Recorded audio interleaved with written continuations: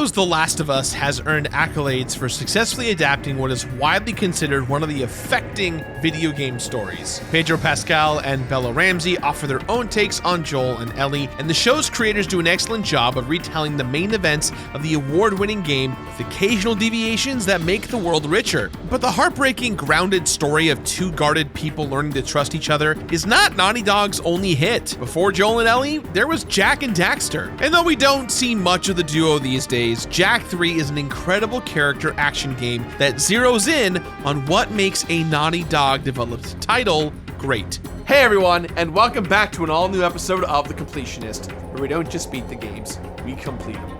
I'm your host, Gerard, The Completionist, and I've got one question for you at home. Why are third-person action platformers some of the greatest games of all time? Now, don't get me wrong, I think the medium has changed over the years, and yes, some might even say it has matured. But completing Jak 3 has reminded me that there is so much joy to be found from running around with a chatty little sidekick, picking up orbs, riding in cars. Jak 3 is the perfect time capsule. For a 2004 game, it's incredibly solid. And if you put in it the context of what Naughty Dog would eventually create, it becomes an interesting snapshot of what the studio would come to be known for. It's not totally flawless. I'm giving it my completionist rating of finish it, as there are a handful of unrewarding activities, and I found completion overall just simply unfulfilling. But if you want a heavy dose of nostalgia that actually holds up from beginning to end, it's time to complete Jak 3. Buy the shirt, thecompletionist.com. Pre-orders are running out. Time's up. Buy it. Buy it because you love me.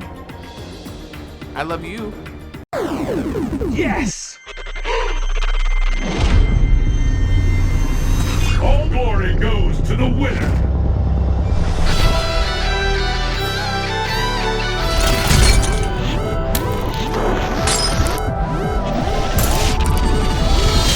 Game over. Wake up! Last one standing wins.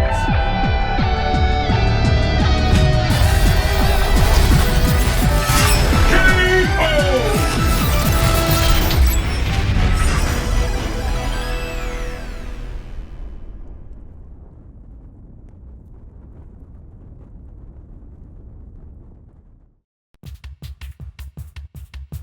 Jak 3 arrives at an interesting place in Naughty Dog's history and that of its genre. Nintendo wasn't the only developer figuring out things in the early days of 3D. Over on the PlayStation side, Naughty Dog's Crash Bandicoot was putting his own spin on platforming and running around. Crash was not the studio's first game, but it was instrumental in helping the company establish itself as a major part of Sony's identity. In the early days of the PlayStation 2, Sony went hard at taking the 3D character action game one step further. Games like Ratchet & Clank, Sly Cooper, and Jak and Daxter, the Precursor Legacy, helped Sony make their mark and separate them from Nintendo. Developers Insomniac, Sucker Punch, and Naughty Dog all brought their own stylistic touches to each new series. To me, Jak and Daxter stands out from its contemporaries because Naughty Dog demonstrated a willingness to pivot with its eventual sequels. Jak and Daxter could have just been another quirky addition to the platformer genre, but Jak 2's dramatic shift in tone and expansion of mechanics set it apart. Jak 3 manages to improve on everything introduced in Jak 2 and marks an absolute high point for the series. Jak 3 was essentially in development the moment Jak 2 released, coming out just 1 year later. This era of game development was all about fast turnaround. Looking back at that pocket of time, 2002 through 2005, it's pretty amazing that Jak 3 remains as distinct as it is. There's just something in that Naughty Dog DNA. It's hilarious to complete Jak 3 after completing pretty much every other Naughty Dog game. Before I even pressed a button, I was thrust into Jak's world once again. Some time has passed since the events of Jak 2, and we open with Jak and his Ottsel sidekick Daxter being exiled to the Wasteland, a harsh desert where only the strong survive.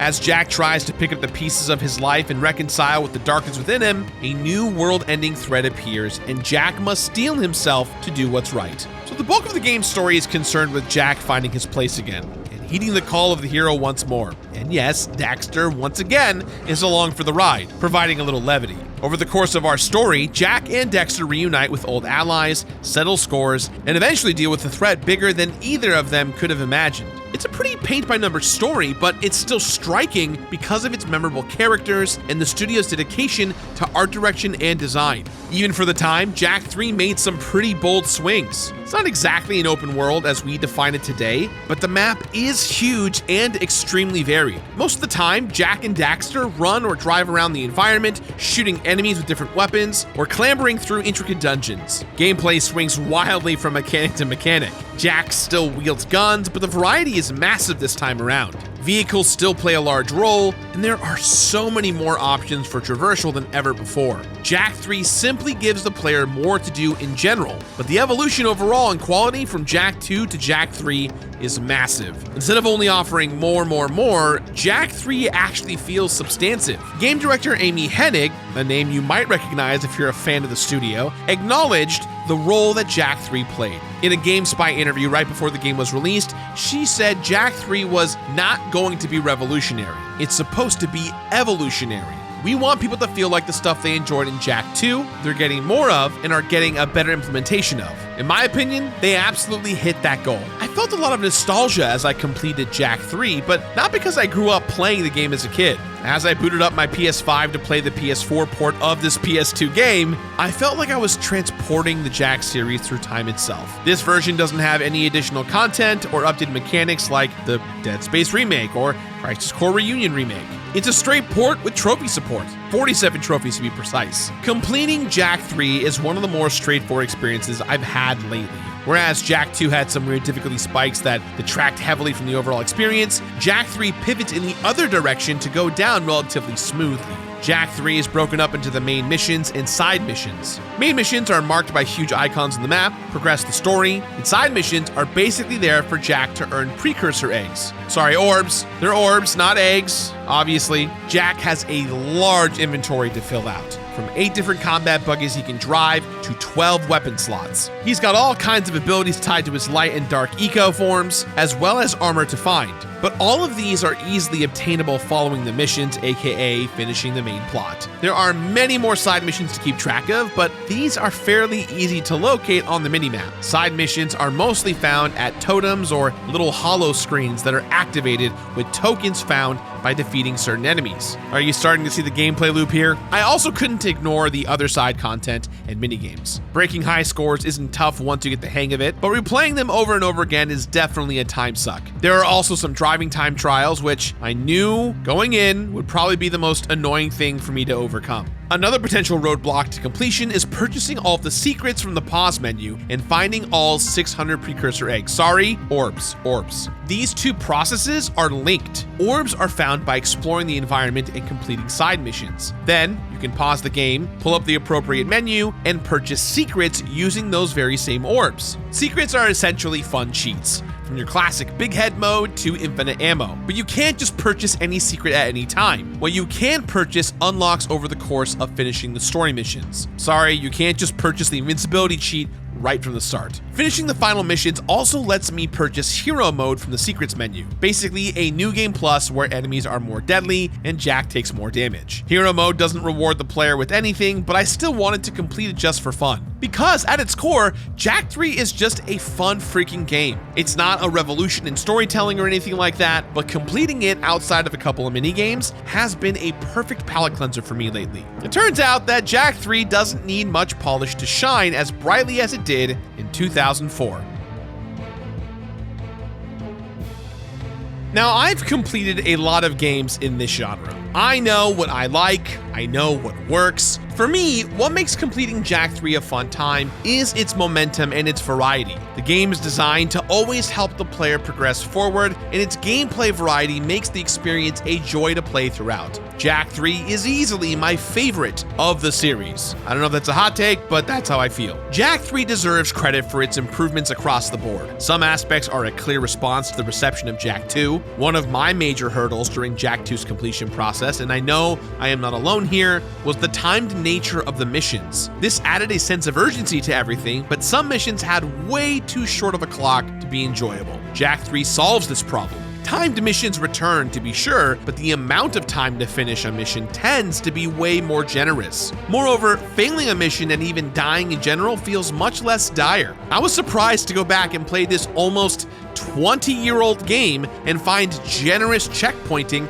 and a pretty lax attitude towards messing up. You don't lose a ton of progress or ammunition when you die, and Jack doesn't have lives to keep track of or anything like that. The entire game wants the player to progress, to go on to the next activity. Even if I had to restart a mission or battle a boss multiple times in a row, it didn't bother me all that much. No penalties really takes the stinging away from failure. Helping matters is that Jack 3 is throwing something new at players constantly. I was rarely bored during the entire completion process. Even moving around the surprisingly large maps is made enjoyable by sheer variety. Spargus City, the first main area and basically a giant training hub, is absolutely crawling with leaping lizards to ride around. The city is packed full of citizens, making this place feel lively. Environments in general are beautiful in that, specific PS2 kind of way. Even the Wasteland has ruins or an oasis to visit, or ramps to launch a car off of. Haven City's futuristic design is a great contrast to the earlier parts of the game. There's a sewer level, because of course there is, but even this feels original. The Jack and Daxter flavor of what a sewer level can look like. I enjoy the music throughout as it always set the scene appropriately. Big, sweeping, heroic themes are here, and boss battle music feels upbeat and exciting. I can't say it's my absolute favorite soundtrack or that it rises above anything else from that era, but it's perfectly fitting. The main missions feel distinct from one another. 1 minute, I'm slowly making my way through an ancient precursor temple, using my light eco powers to freeze platforms in place, and the next, Daxter is reenacting Dr. Strangelove and riding a missile into a gate. The pacing is solid throughout. There's a great ebb and flow from high-intensity missions to more low-key stuff. Escort missions return, but I found them way less annoying this time around than in Jack 2. If you developed your first ever crush defending Ashland, you can blame this game. The overall variety is the spice that makes Jack 3 work. Everything that Jack 2 introduced is refined and made better here. The hoverboard is back, but now with more moves that give it a greater utility. But the guns have been given the greatest overhaul. Jack can still carry 4 guns, but each one has 2 mods that completely change how they work. So you've basically got 12 guns in all. Swapping them is simple and they all feel punchy and impactful. That said, combat is probably one of Jack 3's weaker elements. For all the variety displayed everywhere else, there aren't all that many enemy types, especially when you're rolling through the Wasteland in your awesome dune buggy. On foot, you'll deal with melee enemies, shooty enemies, and fly-eye enemies. Aiming is determined by whatever direction Jack is facing, with some finicky auto-aiming included. But fortunately, some later guns make up for that. In my hero mode playthrough, I almost exclusively used the homing machine gun. In my opinion, the best weapon in the game by a large margin. There are some boss battles that follow a strict pattern from the olden days. Basically, you dodge lasers, look for an opening, and bop them 3 times. Some classic boss design right there. But even if the battles don't break new ground, they get the job done. Their design may be the least inspired part of them, but executing the steps can still feel tense and exciting. Jack 3 even features its very own turbo tunnel. Or at least, that's what I think of. In 2 sequences, as exciting as they are frustrating, I blasted through an underground tunnel on what basically was a precursor minecart ride. Yes, stuff like this has been done before, but Jack 3's sample platter approach is part of its charm. That's my main takeaway from completing everything here. Yes, obviously a game from decades ago isn't going to hold up in every respect, but I was constantly impressed by how fluid and entertaining the entire package is. Even the elements that feel dated aren't deal breakers. Do the polygons look big and chunky? Yes. Do the animations look a little stiff, especially around character faces? Of course. Are there glitches, collision issues, and straight up crashes that made me grit my teeth? Yes, unfortunately. But especially for its time, Jack 3 looks pretty phenomenal. It may not run at 100% at all times, but the world feels seamless. Transitioning from mission to mission flows incredibly smooth. It can be difficult to recommend in older games sometimes, but part of why I enjoyed Jack 3 was that this era of games did a great job of nailing the fun factor. The platforming is demanding without being painful, and combat encounters are generally short enough that if I randomly fell off a cliff or got hit by something off screen, I didn't mind redoing them. And yeah, the dated stuff does stand out a bit. Controlling the camera is rough, and some vehicles feel like you're holding the drift button in Mario Kart the entire time you're driving them. but I still loved ripping around the desert dunes in my cars, even if I felt like I was fighting to steer on the shifting sands the entire time. Jak 3 has such a specific vibe, like if Mad Max had a little guy on his shoulder, cracking wise. I can see how Daxter is probably considered, I hate this word, cringe these days, but you know what? He does make me laugh. I love that Max Casella, the voice of Daxter, sounds like a little George Costanza-y. Yes, Daxter makes a few masturbation jokes and mugs to the camera frequently, but the jokey sidekick has become an integral part of the Naughty Dog identity. I appreciate the large cast of characters that Jak 3 is working with, and overall, I found them compelling and decently acted. I do wish everyone, especially returning characters, had been given a little more time in the spotlight. It should matter that Damus is a hugely important person in Jak's history, but any revelations about him are smoothed over pretty quickly. I love that Tess makes a return as a quirky gunsmith, but she's not given much to do until she's turned into an Otzel at the end of the game. Literally the last thing that happens. Weird note to end on. And I'm still not sure how I feel about the big twist late in the game regarding the Precursors. These enigmatic beings have been such a mystery over the course of these 3 games. And when they finally reveal their true form, let's just say that I was simultaneously confused and delighted. Jak and Daxter as a series has always tried to balance comedy and drama, and Jak 3 does a serviceable job in that regard. In one scene, a character might have a dramatic monologue and say that ill tidings sing on the wind.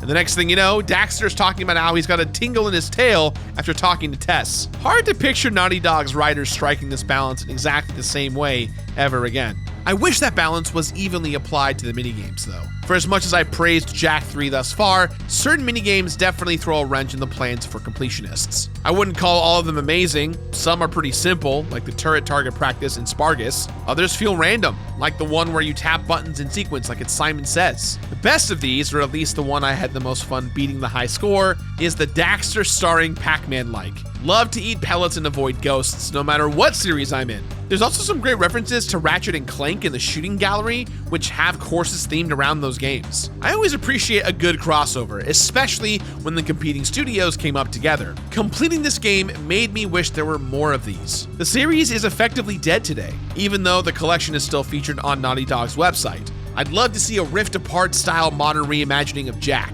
taking full advantage of the PS5. Maybe Daxter has a gritty glow-up. Maybe the developers lean harder into the open world and make vehicle combat the cornerstone. Maybe make Jak's goatee even bigger. You know what? Neil Druckmann, call me. You know, I know you're busy being famous and all on directing and working on the Last of Us show, but hey, I've got ideas. Naughty Dog, I've got ideas. Hit me up. Let's talk.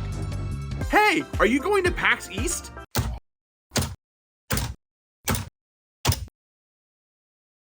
I am going to be there.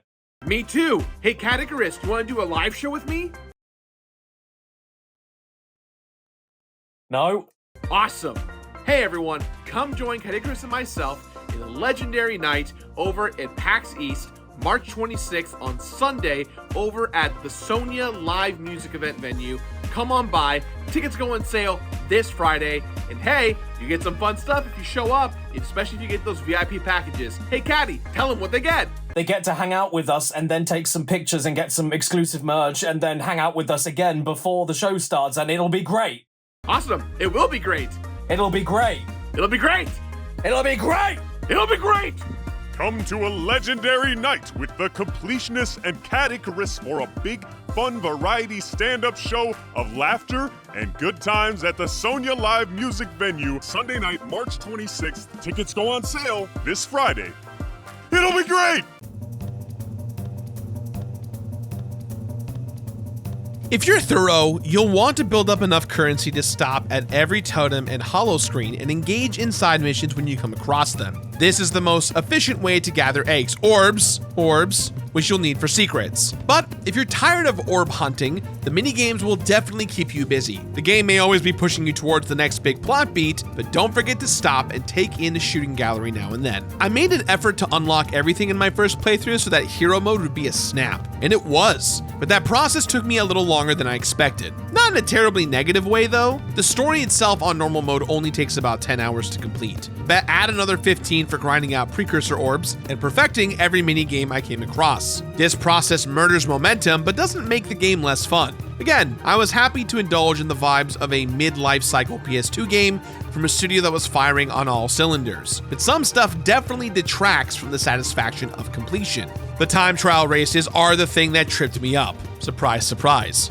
Maybe because I never really internalized the way the cars control in Jak 3, but I had a rough time trying to overcompensate for how these buggies turned and spun out and flipped over. At the very least, Jak 3 lists the time trial goals you're trying to beat, unlike Jak 2. A welcome change if you ask me. Speaking of cars, there are 3 buggies that must be purchased from the secrets menu. The Heat Seeker, Dust Demon, and Desert Screamer are awesome. But truthfully, I didn't find them to control all that much better than the other cars. They do look more awesome, so really, I was sold. After finally earning enough orbs to purchase all the secrets, I had a blast replaying the game and 100%ing hero mode. In fact, doing so took me significantly shorter of a time because I could just turn all the codes on and mess around just for the fun of it. And there is no bonus for completing hero mode, which I found to be disappointing. So in the end, I spent about a total of 15 hours completing this game. There is a tiny bonus for earning all 600 orbs in the form of an alternate skin. I love when a developer gives kudos to the player to acknowledge them that they did the thing they were going to do,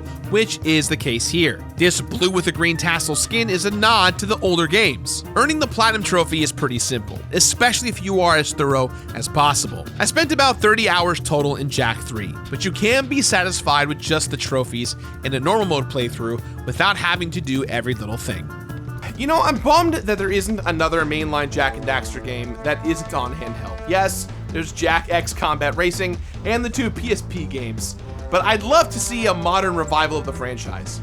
Jak 3 remains a perfectly enjoyable throwback to a legendary studio's early days. The weapons are awesome, and the sheer amount of stuff to do and unlock makes Jak 3 hard to put down.